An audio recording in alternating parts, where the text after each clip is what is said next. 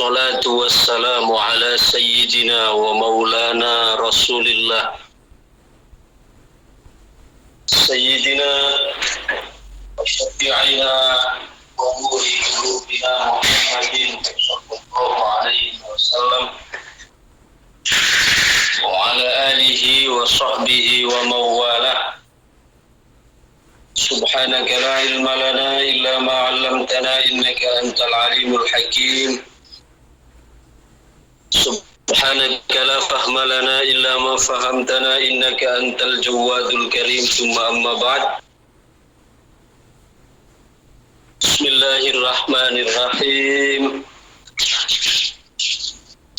Kita lanjutkan pembahasan kitab Al-Hikam oleh Sayyidina Imam Ahmad ibnu Athaillah Sakandari rahimahullah wa radhiyallahu an.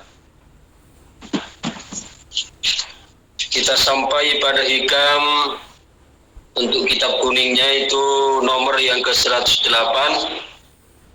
Bismillahirrahmanirrahim. Subhana man satara sirral khususiyah bi zuhuril basyariyah wa zahara bi azamatir rububiyyah fi izhari wasfil ubudiyah.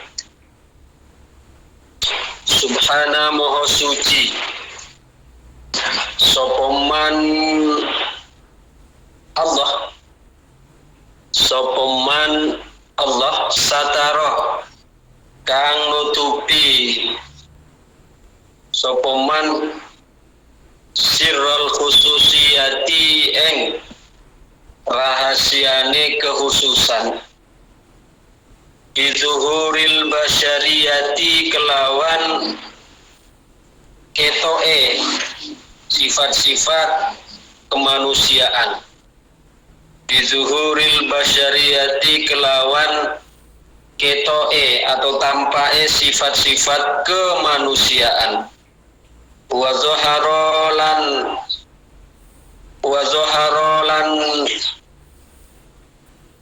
ngetoake sapa Allah bi azamatir rububiyyati kelawan keagungane kepengirani Allah. Wa zaharolan ngetoake utawa lan nampakake sapa Allah bi azamatir rububiyyati kelawan keagungane rububiyah atau kepengirani Allah fi izhari wasfil ubudiyati ing dalem tampae sifat-sifat penghambaan. Subhana man satara sirral khususiyah bizuhuril basyariyah. Maha suci Allah, maha suci zat yang menutupi rahasia-rahasia khususiyah, kekhususan keistimewaan pada seorang hamba bizuhuril basyariyah dengan menampakkan sifat-sifat kemanusiaannya.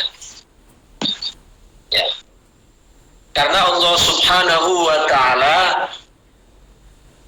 memiliki orang-orang spesial yang memiliki khususiyah. Khususiyah itu adalah orang-orang khusus, orang-orang istimewa. Tapi orang-orang istimewanya Allah itu olehnya ditutup dengan sifat-sifat kemanusiaannya. Contoh, Rasul Sallallahu Alaihi Wasallam itu adalah orang yang sangat spesial di sisi Allah, baik khalqan maupun khuluqan, baik dari segi penciptaan, dari segi rupa maupun dari segi sifat sikap. Tapi keagungan, keistimewaan, kespesialan Rasul di sisi Allah Subhanahu wa ta'ala itu ditutup oleh Allah dengan sifat-sifat basyariyahnya.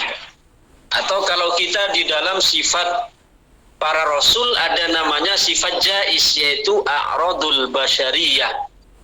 Para Rasul itu diberikan oleh Allah Subhanahu wa ta'ala sifat-sifat yang berlaku pada manusia pada umumnya.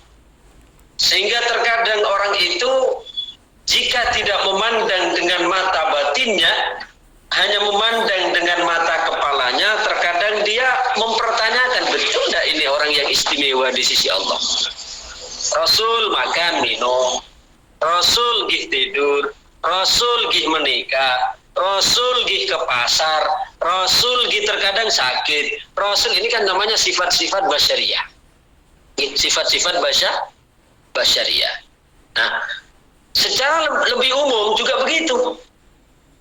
Di sekeliling kita banyak orang-orang yang oleh Allah beri khususiyah. Orang-orang yang oleh Allah diberikan keistimewaan. Keistimewaan dalam arti di sini bukan berarti bukan bisa terbang, bukan itu yang dimaksud, ya. Yang dimaksud orang-orang istimewa, istimewa ruhaninya di sisi Allah, akhlaknya, kedudukannya, ya. Bukan kenyelenihannya, bukan. Tapi rasa penghambaannya kepada Allah, tingginya derajatnya di sisi Allah sebagai hamba itu tinggi. Cuma oleh Allah Subhanahu wa taala ditutupi dengan sifat-sifat basyariah, ditutupi dengan sifat-sifat manusia banget, nyatanya. Dalam arti ini aktivitasnya biasa, bahkan terkadang tidak nampak menonjol dalam sikap-sikap, ya, zohiriyahnya. Dan sehingga kalau kita tidak jeli, kalau kita tidak diberikan satu pembukaan mata hati ini, kita tidak akan menemukan itu. Bahkan kita akan merasa lebih baik dari orang itu. Ini rahasianya kenapa Allah Subhanahu wa taala menyuruh kita untuk berbaik sangka dengan siapapun, karena kita tidak tahu siapa orang yang kita hadapi. Barangkali mungkin di sisi manusia itu orang lugu banget, atau mungkin orang yang sangat rendah di mata manusia, tapi kita tidak tahu seperti apa kedudukannya di mata Allah. Barangkali dia orang khususiyah yang oleh Allah Subhanahu wa taala disembunyikan. Atau maka Allah menutupi khususiyah, ya, rahasia-rahasia keistimewaan orang itu, bahwa orang tersebut memiliki derajat yang tinggi di sisi Allah, ditutupi dengan sifat-sifat kemanusiaannya. Artinya manusiawi banget lah, ditutup dengan itu oleh Allah.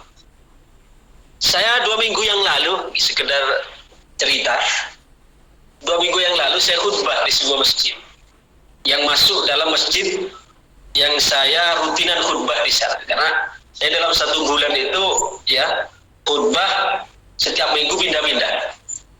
Ya, Jumat ini di masjid itu, Jumat ini di masjid. Jadi selama 1 bulan itu saya sudah muter, ya. Walaupun saya hidup di kampung, tapi saya di kampung sendiri itu Jumatan cuma 1 kali juga ketika pas jadwal saya. Selebihnya saya muter, ya. Jumat ini di masjid A, Jumat kedua di masjid B, Jumat ketiga di masjid C, Jumat keempat di masjid D, nanti Jumat ke-5 muter lagi ke masjid A, itu terus setiap Jumat. Nah, 3 Jumat yang lalu,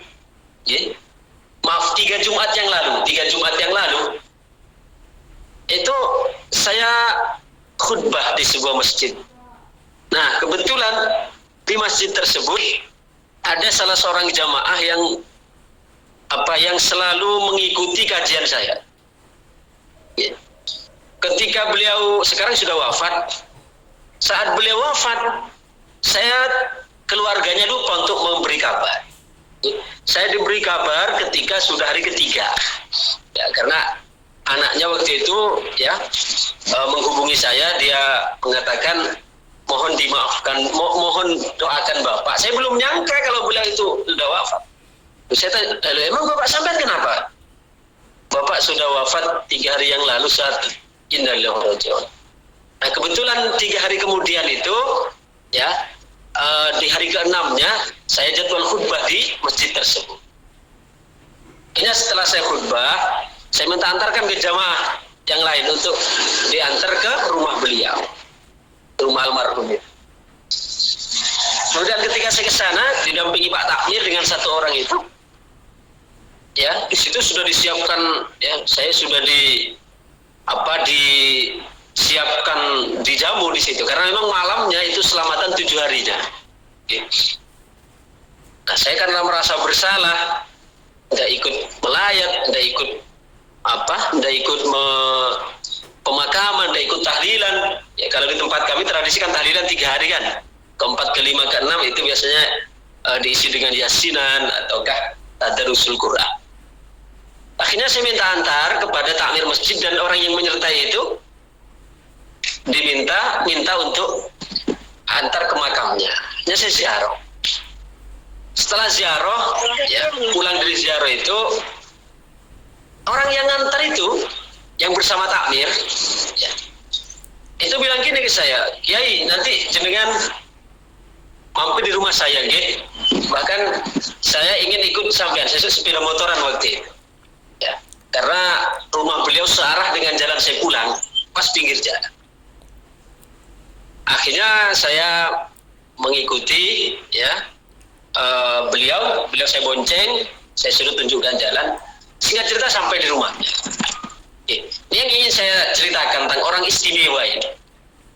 Selama ini, ya mungkin di mata masyarakat beliau itu orang yang sangat biasa sekali, lumrah sekali. Karena apa? Beliau itu ya mungkin dari segi fisik tidak ada yang bisa kita pandang. Rumahnya mohon maaf itu masih terbuat dari papan tua.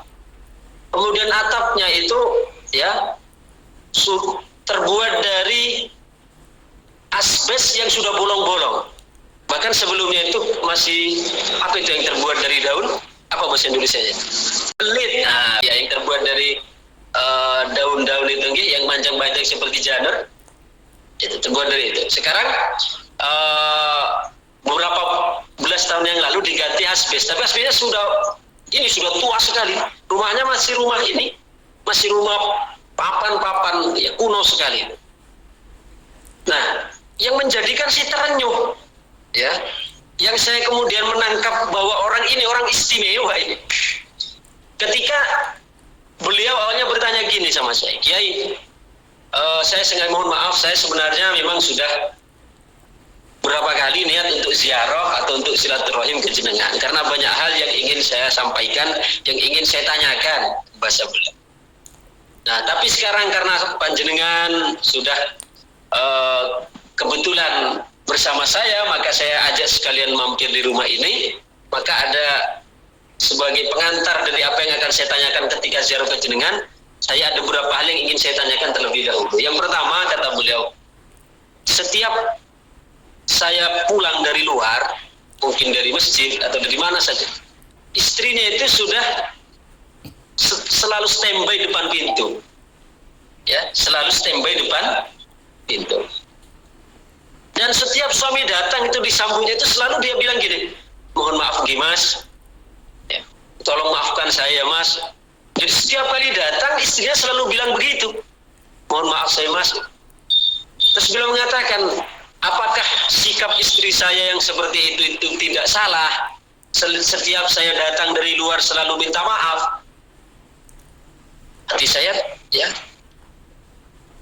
begitu takjub menyaksikan. Ya pertanyaannya mungkin terlihat lugu sekali kan, tapi itu menunjukkan bahwa ini adalah tidaklah keluar seorang istri yang seperti itu kecuali atas ya didikan seorang suami yang juga hebat di belakang. Akhirnya saya sampaikan, ya enggak lupa itu ada sesuatu yang mulia sekali ya. Setiap saat minta maaf, karena orang minta maaf itu tidak harus berangkat dari sebuah kesalahan. Kita minta maaf kita harus di pihak yang salah, tapi terkadang kita perlu minta maaf untuk menjaga harmonitas sebuah hubungan, untuk menjaga kemesraan, menjaga keromantisan, menjaga dan seterusnya. Itu yang pertama. Yang kedua, beliau cerita ya bahwa paginya itu tadi kadesnya, kepala desa-desa tersebut datang ke beliau lagi. Ya, itu menyampaikan permohonan untuk mau beliau rumahnya dibedah. Ya, untuk menerima program bedah rumah. Ya karena rumah beliau ya kalau saya saksikan, saya perhatikan sekilas itu sudah sudah ya kurang layak lah kira-kira begitu.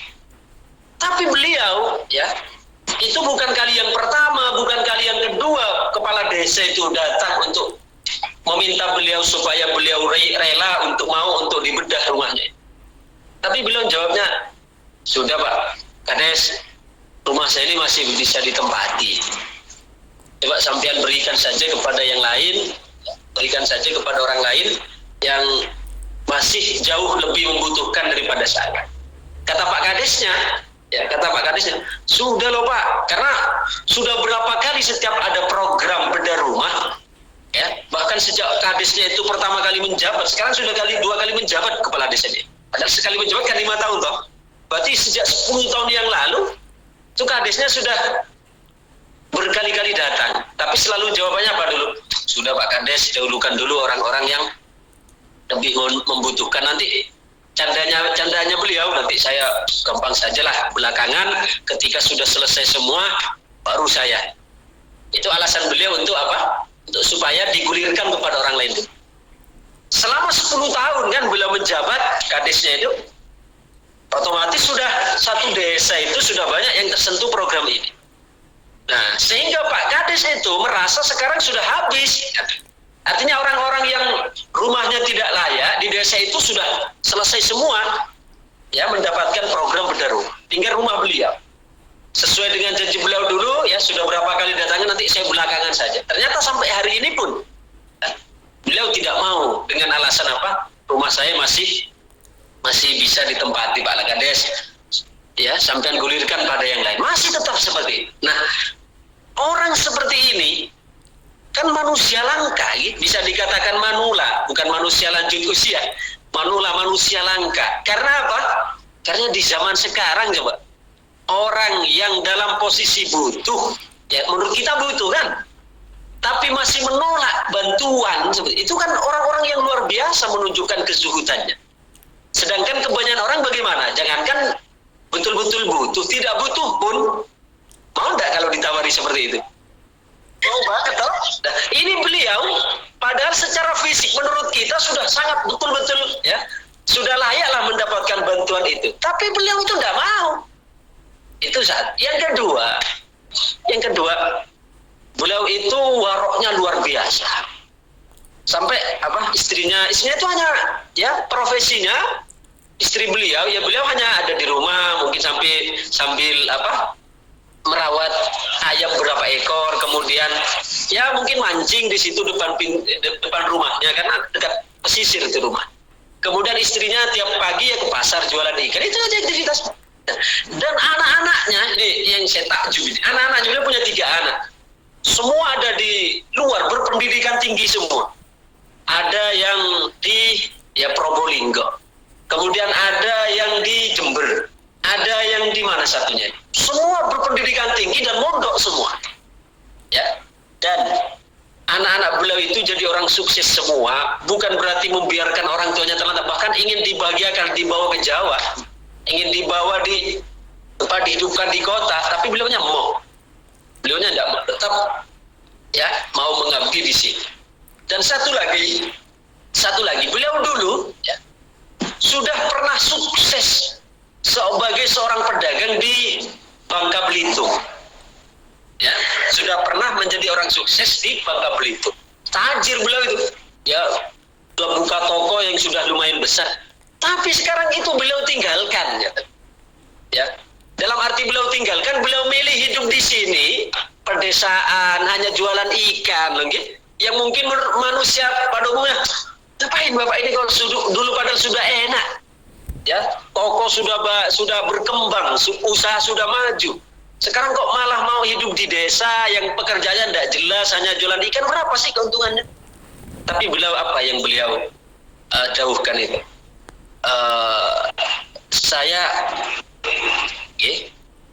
Saya apa yang saya terima saat ini pun hasil dari jualan ikan itu belum mampu saya syukuri. Bagaimana lagi kalau penghasilan saya besar? Itu apakah saya akan mampu untuk mensyukurinya lebih besar lagi? Sedangkan ini saja yang sudah saya terima. Padahal hanya hasil jualan ikan loh, berapa ribu per hari. Itu pun belum mampu saya syukuri kan. Jiwa syukurnya itu luar biasa, telah menyatu, ya, dengan darah daging beliau. Bahkan setiap kali istrinya akan belanja, itu selalu dipesan kalau ingin beli mangga misalnya, ya, disuruh nanya dulu, Bu, ini mangganya nanam sendiri nggih? Kalau misalnya nanam sendiri sudah beli, tak harus nanya banyak lagi. Karena apa? Takutnya, kata beliau, karena orang sekarang itu juga ada orang yang mangga itu justru dijual dari hasil mencari mangga milik orang lain. Sampai seperti itu.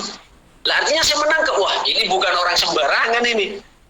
Saya mungkin yang sudah setiap waktu yang selalu saya dakwahkan, yang selalu saya baca kitab-kitab tasawuf, secara teori saya banyak menguasai mungkin, tapi secara praktik masih jauh dengan beliau. Ya walaupun beliau secara zahir, ya secara keilmuan teori mungkin ya sangat minim sekali, tapi dari segi rasa penerapan itu jauh di atas, ya di atas saya pemahamannya. Itu artinya apa? Bahwa di sekeliling kita itu ternyata banyak orang-orang istimewa yang Allah sembunyikan dengan sifat-sifat basyariahnya. Ya, coba seandainya Allah buka sifat-sifat basyariahnya, mungkin semua orang akan datang untuk minta doa, untuk minta semua, gitu. Tapi karena Allah tutup, tidak ditampakkan, ya mungkin orang memandang rendah. Mungkin orang hanya memandang sebelah mata, ini apa ini, hanya orang biasa kok, hanya orang ya tukang jual ikan, hanya orang. Padahal di balik itu, di dalam jiwa beliau, dalam hati beliau, rohani beliau itu tersimpan mutiara berharga, kezuhudannya, kesabarannya, syukurnya. Loh kita, coba kita rizki sebanyak ini masih kurang saja gitu. Sedangkan beliau, taruhlah penghasilannya dalam satu hari itu jalannya kan berapa sih, hanya bukan pengepul loh, gitu. Hanya dapatnya ikan mancing depan rumahnya dibawa ke pasar. Berapa paling sehari itu? 17.000, 12.000, 10.000. Itu beliau bilangnya apa? Ini rezeki yang sudah saya berikan oleh Allah kepada saya tiap hari. Ini pun belum mampu saya syukuri. Ya, belum mampu saya syukur. Sedangkan kita yang setiap hari mungkin penghasilannya berapa coba? Taruhlah rata-rata ambil besar dah. Satu hari 20.000 beliau misal. Berarti di satu bulan berapa? 600.000 lah, taruhlah begitu, 600.000 satu bulan. Dengan penghasilan 600.000 per bulan, itu beliau sudah mengatakan ini sudah terlalu banyak Allah berikan pada saya, sehingga saya belum mampu untuk mensyukuri. Sedangkan kita yang mungkin satu bulan 5 juta, 7 juta, 10 juta, ini masih kurang saja. Memang yang telah kita terima 5 juta, 4 juta itu sudah mampu kita syukuri semua? Nah, itu beliau dengan penghasilan 600.000 per bulan dengan 20.000 satu hari, itu beliau sudah mengatakan apa? Belum mampu saya syukuri.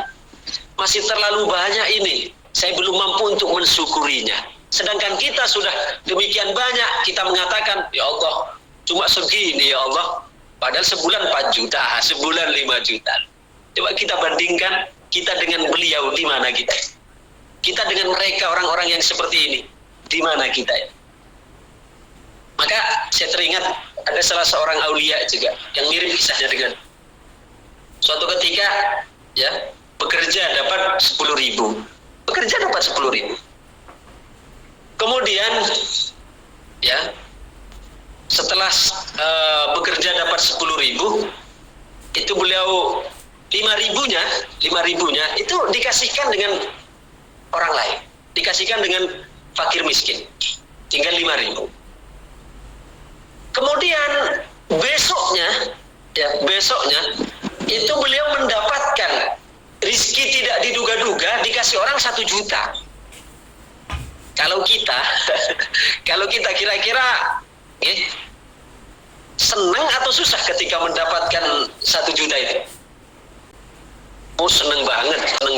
Wah, ini karena saya kemarin memberi 5.000-nya ya, dikasihkan ke orang, sekarang saya dibalas betulan oleh Allah. Sekarang bangga. Tapi apa responnya beliau? Beliau enggak. Ketika mendapatkan balasan ya, dikasih orang besoknya berapa? 500.000, mohon maaf, 500.000 karena 5.000 ya.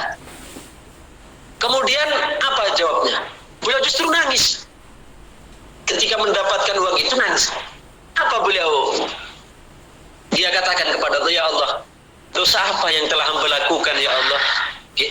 Dosa apa yang telah hamba lakukan ya Allah? Padahal yang dulu, yang kemarin itu yang 5.000, kan tinggal 5.000 toh. Yang 5.000 itu aku punya 10.000, 5.000 aku kasihkan kepada orang lain. Supaya aku lebih mensyukurinya lebih lebih maksimal ya Allah untuk mensyukuri yang 5.000. Sedangkan yang 5.000 saja kemarin belum saya selesai ya Allah saya syukuri. Sekarang engkau sudah bebankan lagi, engkau beli lagi 500.000 ya Allah. Coba. Adakah di antara kita yang sampai seperti itu? Oh, udah sempat. Dikasih 1 juta masih ini Gusti. Ini dapat apa ya Allah, sekarang semua serba mahal, semua serba low. Lupa mensyukuri sehingga kita kehilangan rasa puas, ya, qanaah dan sebagainya. Maka mudah-mudahan dengan kajian ini menjadikan paling tidaklah hati kita sedikit demi sedikit terketuk untuk menuju ke sana. Jadi yang ingin saya garis bawahi di sini bahwa Allah menutupi orang-orang spesialnya, orang-orang khususnya, orang-orang istimewanya dengan sifat-sifat kemanusiaannya. Seperti yang saya ceritakan tadi. Dan Allah tutupi dengan sifat-sifat kemanusiaannya. Hidupnya pas-pasan, hidupnya mungkin bisa dikatakan melarat dalam pandangan kita. Di masyarakat ya mungkin biasa-biasa saja atau tidak dipandang, tidak terhormat. Tapi sebenarnya itu adalah orang istimewa di sisi Allah. Allah tutupi ya keistimewaan tersebut dengan Allah tampakkan sifat-sifat kemanusiaannya. Kemudian wa dhahara bi'azamatir rububiyyah fi izhari wasfil ubudiyah, dan Allah menampakkan keagungan ketuhanannya di dalam menampakkan sifat-sifat penghambaannya. Artinya orang semakin mulia, semakin mulia di sisi Allah Subhanahu wa taala, maka akan semakin Allah tampakkan sifat merendahnya di hadapan Allah Subhanahu wa taala.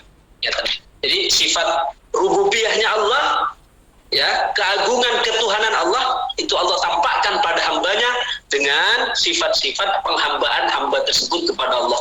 Merasa rendah di hadapan Allah, merasa hina di hadapan Allah, merasa fakir di hadapan Allah. Itu adalah sifat-sifat mulia, sifat-sifat indah yang Allah berikan di dalam hati hamba-hambanya yang terpilih. Mudah-mudahan kita semua dijadikan oleh Allah hamba-hambanya yang pilihan, hamba-hambanya yang memiliki kedudukan istimewa di sisinya, sehingga kita selalu dalam bimbingan dan naungan rahmatnya. Amin, amin, ya rabbal alamin. Ini saja dulu, mudah-mudahan jadi tambahan ilmu yang manfaat. Kita akhiri dengan doa Allahumma sholli wa sallim wa barik ala sayyidina Muhammadin wa ala alihi wa sahbihi wa barik wa sallim. Alhamdulillahi rabbil alamin. Hamdulillah fina ma wa yukafi masidah ya rabbana lakal hamdu kama yanbaghi li jalali wajhika wa azimi sultanik. Allahumma sholli sholatan jalal wa sallim salamat jamal ala hadrati habibika sayyidina Muhammad wa syahumma binurika kama wasyatu sahabat at-tajalliyat fa nadharu ila wajhikal karim bi haqiqatil haqaiq lama maulahu al-azim alladhi a'adahu min kulli su'. Allahumma qadis qalbana kama wa'ad amma yujibul mubtarra idza da'a wa yaksifu wa ala alihi wa sahbihi. Rabbana atina fid dunya hasanah wa fil akhirati hasanah wa qina adzabannar. Sallallahu ala sayyidina Muhammadin wa ala alihi wa sahbihi barik wa sallim ajmain. Alhamdulillahi rabbil alamin. Al-Fatihah. A'udzu billahi minasyaitonir rajim. Bismillahirrahmanirrahim. Alhamdulillahi rabbil alamin. Arrahmanir rahim. Maliki yaumiddin. Iyyaka na'budu wa iyyaka nasta'in. Ihdinas siratal mustaqim. Shiratal ladzina an'amta 'alaihim ghairil maghdubi 'alaihim waladdallin. Amin.